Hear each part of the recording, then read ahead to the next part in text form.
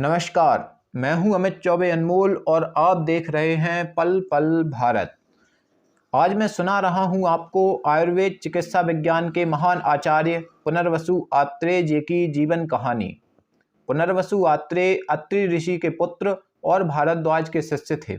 आत्रेय का काल ईसा पूर्व 8वीं शताब्दी के लगभग माना जाता है। वे आयुर्वेद चिकित्सा विज्ञान के महान विद्वान और योग्य अध्यापक थे। आत्रेय ने चिकित्सा विज्ञान पर कई ग्रंथ लिखे। इनमें बहुत से श्लोकों का ग्रंथ आत्रेय संहिता चिकित्सा विज्ञान के बृहद ज्ञानकोश के रूप में सबसे प्रसिद्ध ग्रंथ है। इस ग्रंथ के आरंभ में आत्रेय अपनी शिष्य मंडली को बतलाते हैं, आयुर्वेदिक चिकित्सा शास्त्र इतना गहन और विशाल है कि एक जन्म में इसका संपूर्ण ज्ञान प्राप्त कर लेना असंभव है।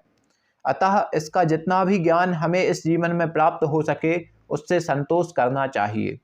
आत्रेय पहले आयुर्वेद वेत्ता थे, जिसने रोगों के लक्षणों का ज्ञान कराया, नाड़ी और श्वास की गति पर प्रकाश डाला, साध्य और असाध्य रोगों की श्रेणियों में विभक्त किया तथा अपने शिष्यों को परामर्श दिया कि किन रोगों का इलाज उन्हें करना चाहिए और किन रोगों का नहीं।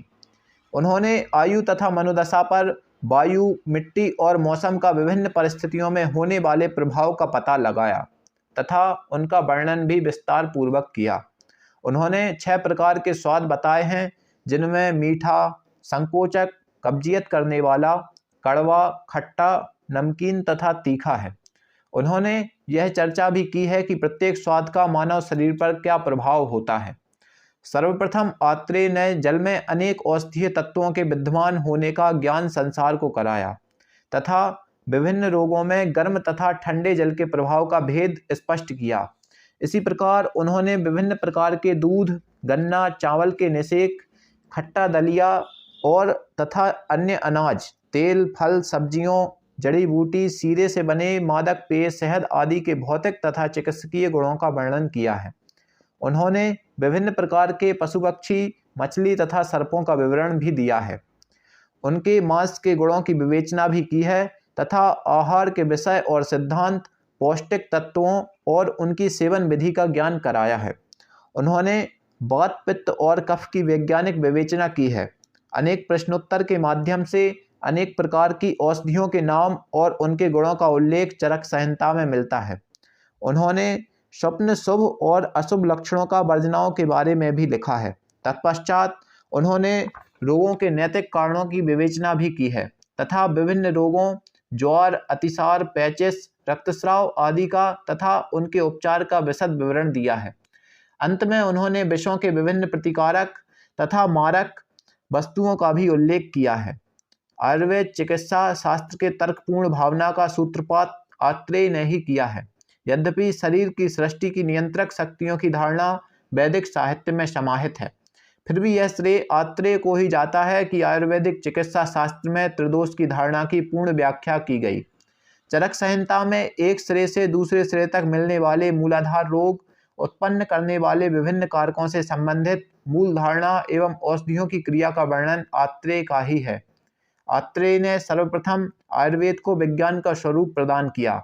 अतः आत्रेय को आधुनिक आयुर्वेदिक चिकित्सा शास्त्र का प्रवर्तक मानने में कोई अतिशयोक्ति नहीं होगी।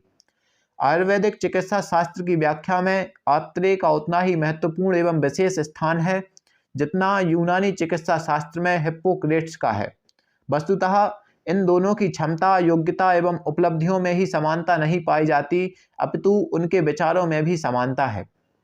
तत्कालीन धारणा के विपरीत आत्रेय पागलपन का वर्णन करते हुए कहते हैं कि पागलपन से देवता तथा राक्षसों का नाम मात्र भी संबंध नहीं है। पागलपन अनुचित आचरण के कारण उत्पन्न होता है तथा यथोचित उपचारों से इसका प्रतिकार किया जा सकता है। यूनान के हिप्पोक्रेट्स ने भी ठीक यही बात मृगी के बारे में कही है, जिसे उस समय तक धार्मिक रोग कहा जाता था। इन दोनों चिकित्सकों ने अपने अपने देश में व्याप्त अंधविश्वासों को समाप्त किया। उनसे पहले भारत और यूनान के लोग अनेक रोगों को देवी प्रकोप मानकर टोने टोटके किया करते थे और उनका उपचार नहीं करते थे। आत्रेय और हिप्पोक्रेट्स ने भारत और यूनान के लोगों को यह बतलाया कि रोग देव तथा दानवों के प्रकोप से नहीं वरन असावधानी बरतने के कारण उत्पन्न होते हैं और उनसे मुक्ति समुचित चिकित्सा तथा उपचार करने पर ही मिल सकती है। नमस्कार, आप देख रहे थे पल पल भारत।